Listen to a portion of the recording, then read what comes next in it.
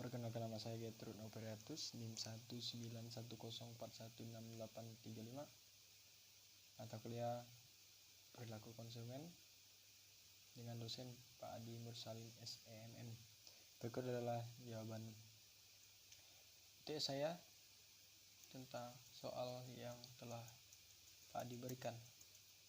Soal yang pertama, jelaskan apa yang dimaksud dengan perilaku konsumen, kepribadian konsumen, dan jelaskan apa karakteristik kepribadian konsumen. Jawabannya, perilaku konsumen adalah studi mengenai individu, kelompok, atau organisasi, dan proses di mana mereka menyeleksi, menggunakan, dan membuang produk, layanan, pengalaman, atau ide untuk memuaskan kebutuhan dan dampak dari proses tersebut pada konsumen dan masyarakat. Yang dimaksud dengan perilaku konsumen atau consumer behavior adalah kegiatan atau proses yang berhubungan dengan bagaimana dan mengapa pelanggan memilih, membeli, dan menggunakan suatu produk atau layanan demi untuk memenuhi kebutuhan atau keinginannya. Menurut Ujang Sumarwan, karakteristik kepribadian digolongkan menjadi A. Kepribadian menggambarkan perbedaan individu, yaitu karakteristik yang terdalam pada diri manusia, yaitu merupakan gabungan dari banyak faktor yang unik. Karena itu tidak ada dua manusia yang sama persis. Yang ada mungkin dua manusia yang memiliki kesamaan dalam satu karakteristik, tetapi pada karakteristik lainnya mungkin berbeda. Kemudian karakteristik kedua menurut Ujang Sumarwan adalah kepribadian yang menunjukkan konsisten dan berlangsung lama, yaitu umumnya sudah terlihat sejak manusia berumur anak-anak. Hal ini cenderung akan bertahan secara konsisten membentuk kepribadian ketika kita dewasa. Kemudian karakteristik yang ketiga, kepribadian dapat berubah, yaitu dapat mengalami perubahan pada berbagai keadaan tertentu karena adanya berbagai peristiwa hidup seperti kelahiran, kematian, dan lain sebagainya. Kepribadian seseorang berubah tidak hanya sebagai respon terhadap berbagai peristiwa yang terjadi tiba-tiba, tetapi juga sebagai bagian dari proses menuju kedewasaan secara berangsur-angsur. Kemudian soal yang kedua, sebutkan dan jelaskan teori tentang keterlibatan konsumen, involvement, dan persepsi konsumen yang Anda ketahui. Jawabannya, keterlibatan atau involvement adalah status motivasi yang menggerakkan serta mengarahkan proses kognitif dan perilaku konsumen pada saat mereka membuat keputusan. Konsumen dapat menerjemahkan banyak informasi yang diperoleh dari iklan atau brosur. Konsumen juga dapat meluangkan waktu dan tenaga lebih dalam mengintegrasikan informasi produk tersebut untuk mengevaluasi merek dan menetapkan keputusan pembelian. Keterlibatan terdiri dari high involvement atau keterlibatan tinggi dan juga keterlibatan rendah atau low involvement. Persepsi konsumen yang saya ketahui terdiri dari 3 tahapan, yaitu tahap exposure, yaitu konsumen menerima informasi melalui panca indera. Kemudian tahap yang kedua, tahap perhatian, konsumen berusaha mengalokasikan kemampuan memproses rangsangan. Persepsi yang ketiga adalah tahap pemahaman, konsumen menyusun dan menginterpretasikan informasi untuk mendapatkan arti tentang informasi tersebut. Kemudian soal yang ketiga, coba saudara jelaskan dengan contoh high involvement dan low involvement konsumen dalam membeli sebuah produk. Jawabannya, high involvement konsumen akan memiliki motivasi yang lebih besar untuk memperhatikan, memahami, dan mengelaborasi informasi tentang pembelian. Sedangkan pada low involvement, konsumen mempunyai motivasi yang lebih rendah. Adapun contoh produk high involvement adalah pembelian rumah dan pembelian telepon cerdas, sedangkan contoh produk low involvement adalah pembelian garam meja dan pembelian air minum dalam kemasan. Soal yang keempat, jelaskan melalui contoh bagaimana persepsi terhadap suatu produk memengaruhi keputusan Anda membeli suatu produk. Jawabannya tahapan persepsi konsumen terhadap produk sepatu olahraga. Contohnya, yang pertama, tahap exposure, yaitu konsumen menerima informasi melalui panca indera, contohnya ketika menonton sebuah iklan suatu produk sepatu olahraga di televisi. Kemudian tahap yang kedua, tahap perhatian, di mana konsumen berusaha mengalokasikan kemampuan memproses rangsangan. Contohnya, konsumen yang ingin membeli sepatu olahraga berusaha memusatkan perhatiannya terhadap iklan sepatu tersebut. Kemudian yang ketiga, tahap pemahaman, yaitu konsumen menyusun dan menginterpretasikan informasi untuk mendapatkan arti tentang informasi tersebut. Contohnya, konsumen memprioritaskan informasi tentang kualitas sol, harga, dan model sepatu olahraga tersebut untuk kemudian menjadi bahan pertimbangan akhir untuk membeli produk tersebut. Soal yang kelima, apa yang dimaksud dengan gaya hidup konsumen? Sebutkan contoh dari pengaruh gaya hidup konsumen dalam membeli suatu produk. Jawabannya, gaya hidup konsumen adalah ekspresi keluar dari nilai-nilai dan kebutuhan konsumen. Dalam menggambarkan gaya hidup konsumen, dapat dilihat bagaimana mereka hidup dan mengekspresikan nilai-nilai yang dianutnya untuk memuaskan kebutuhannya. Gaya hidup konsumen dapat berubah, akan tetapi perubahan ini bukan disebabkan oleh berubahnya kebutuhan. Kebutuhan pada umumnya tetap seumur hidup setelah sebelumnya dibentuk di masa kecil. Perubahan itu terjadi karena nilai-nilai yang dianut. Contohnya, konsumen memiliki kelas sosial yang tinggi cenderung membeli produk-produk yang mahal. Soal yang keenam, coba saudara jelaskan hubungan antara kepercayaan, sikap, dan perilaku konsumen. Berikan contohnya. Jawabannya, sikap dan perilaku sering dikatakan berkaitan erat, dan hasilnya penelitian juga memperlihatkan adanya hubungan yang kuat antara sikap dan perilaku. Antara sikap dan perilaku terdapat satu faktor psikologis yang harus ada agar keduanya konsisten, yaitu niat atau intention. Misalnya, jika sikap konsumen dari segmen pasar tertentu yang telah diidentifikasi menginginkan produk yang mudah dibawa dan mampu menyelesaikan segala persoalan untuk produk komputer laptop, maka strategi promosinya harus menekankan pada penggambaran mobilitas dan penyelesaian persoalan dengan cara cepat. Mungkin juga untuk segmen pasar yang lain, pengembangan produk harus menyesuaikan sikap konsumen agar tujuan promosi atau pemasaran dapat tercapai. Soal yang ketujuh, coba saudara tonton 3 iklan di TV. Sebutkan ketiga iklan tersebut. Setelah Anda menonton ketiga iklan tersebut, apakah Anda mempunyai niat untuk membeli produk yang diiklankan tersebut? Jelaskan jawaban Anda dengan menggunakan teori persepsi, kepercayaan, sikap, dan perilaku konsumen. Jawab.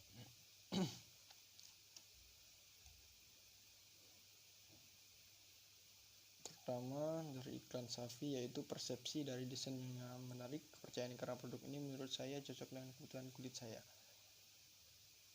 Kemudian iklan yang kedua yaitu Lemonilo, persepsi dari bentuk mie yang berbeda, kepercayaan karena tidak mengandung banyak pengawet. Kemudian iklan yang ketiga, sampo Head and Shoulders, kepercayaan karena sesuai dengan kebutuhan kulit kepala saya. Soal yang ke-8, coba Anda tunjukkan satu iklan ketiga orang teman Anda di tempat Anda tinggal. Setelah mereka menonton iklan tersebut, tanyakan kepada mereka bagaimana persepsi mereka terhadap produk yang diiklankan. Tanya mereka apakah mereka percaya terhadap produk yang diiklankan tersebut dan bagaimana sikap mereka terhadap produk yang diiklankan tersebut.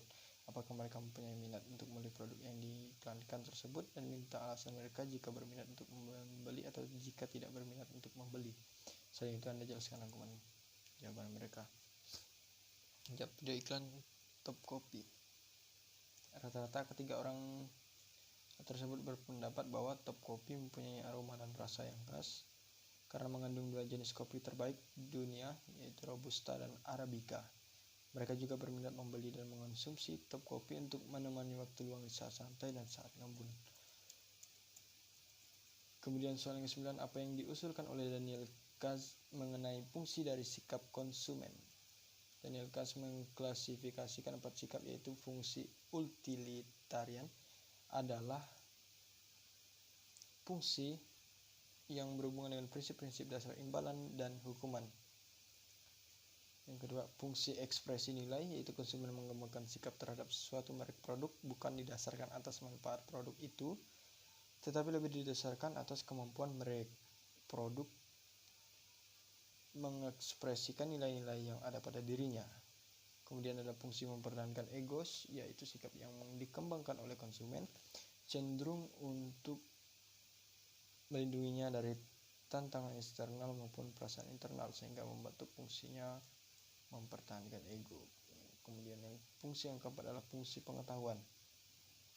Sikap membantu konsumen mengorganisasikan informasi yang begitu banyak yang setiap hari dipapar pada dirinya. Fungsi pengetahuan dapat membantu konsumen mengurangi ketidakpastian dan kebingungan dalam memilah-milah informasi yang relevan dan tidak relevan dengan kebutuhannya. Soal yang ke-10, apa yang dimaksud dengan pengetahuan konsumen dan sebutkan jenis-jenis pengetahuan konsumen. Pengetahuan konsumen didefinisikan sebagai semua informasi yang dimiliki konsumen mengenai berbagai macam produk serta pengetahuan lainnya yang terkait dan informasi yang berhubungan dengan fungsinya sebagai konsumen.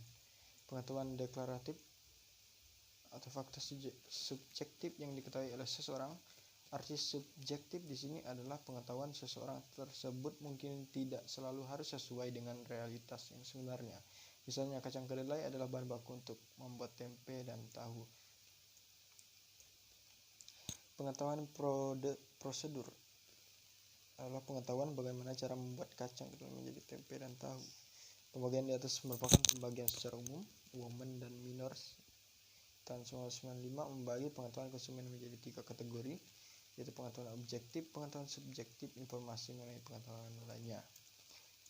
Kemudian soal yang ke-11, coba saudara sebutkan 5 barang yang dimaknai yang melibatkan high involvement dalam membelinya dan jelaskan mengapa membeli barang tersebut dengan high involvement.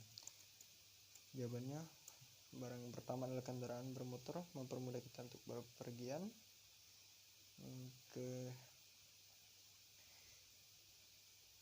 Ini termasuk dalam high involvement karena dalam pemilihan motor tentunya harus sesuai dengan fungsi, kemudian mengutamakan merek dan ketahanan serta harga. Kemudian barang yang kedua ada TV untuk hiburan keluarga dan tentunya mengutamakan merek, harga, dan kualitas tahan lamanya. Kemudian kompor gas untuk memasak, ini termasuk dalam high involvement dikarenakan banyak sekali kejadian-kejadian yang membuat konsumen merasa memilih kompor gas yang berlabel SNI dan juga tentunya memilih yang mahal agar tetap aman untuk memasak. Kemudian barang yang keempat, lemari es atau kulkas juga termasuk high involvement karena dibutuhkan lemari es yang tahan lama. Kemudian mesin cuci untuk mencuci pakaian juga termasuk high involvement. Kemudian soal yang ke-12, generasi Z adalah generasi yang lahir sekitar tahun 1997 hingga tahun 2000-an. Dilansir dari BBC, generasi Z adalah generasi yang masih muda dan tidak pernah mengenal kehidupan tanpa teknologi, sehingga terkadang disebut sebagai Eigen. Generasi Z dinilai sebagai generasi yang ambisius, mahir tentang hal digital, percaya diri, mempertanyakan otoritas, banyak menggunakan bahasa gaul, lebih sering menghabiskan waktu sendiri, dan rasa ingin tahu yang sangat tinggi. Coba saudara jelaskan bagaimana perilaku generasi Z dalam membeli suatu produk, dan jika Anda sebagai pemasar, bagaimana Anda mengambil peluang dari generasi Z ini. Generasi Z suka berbelanja di toko offline sebagai kegiatan sosial. Generasi ini juga salah satu generasi yang paling memanfaatkan gawai mereka untuk mencari produk yang ingin dibeli. Generasi Z seringkali mencari produk secara online dan membelinya di toko offline bersama teman-temannya. Hal ini dilakukan agar mereka tidak perlu menunggu belanjanya tiba di rumah kalau membeli online. Di sisi lain, generasi Z tech savvy ini juga merupakan salah satu generasi yang paling aktif berinteraksi dengan brand favorit mereka secara online. Saya bisa mendekati generasi Z dengan meningkatkan interaktivitas di platform online seperti media sosial. Selain itu, generasi Z juga menuntut kualitas dan kemudahan berbelanja multi-platform. Artinya, brand perlu memfasilitasi transisi berbelanja di toko online ke offline yang lebih mudah dan menawarkan berbagai layanan pendukung seperti COD. Dan soal yang ke-13, nilai mengarahkan seseorang untuk berperilaku yang sesuai dengan budayanya. Nilai akan mempengaruhi sikap seseorang yang kemudian sikap akan mempengaruhi perilaku seseorang. Sebutkan contoh dari nilai yang mengalami perubahan dan perubahan dalam mengkonsumsinya. perilaku. Yang pertama, budaya. Sudah banyak contoh budaya yang berubah akibat perubahan sosial budaya. Dari perayaan yang sebelumnya tidak ada di Indonesia seperti Valentine, budaya merayakan ulang tahun dan sebagainya. Selain itu banyak anak muda yang suka budaya Jepang seperti cosplay, dan budaya makanan juga berpengaruh.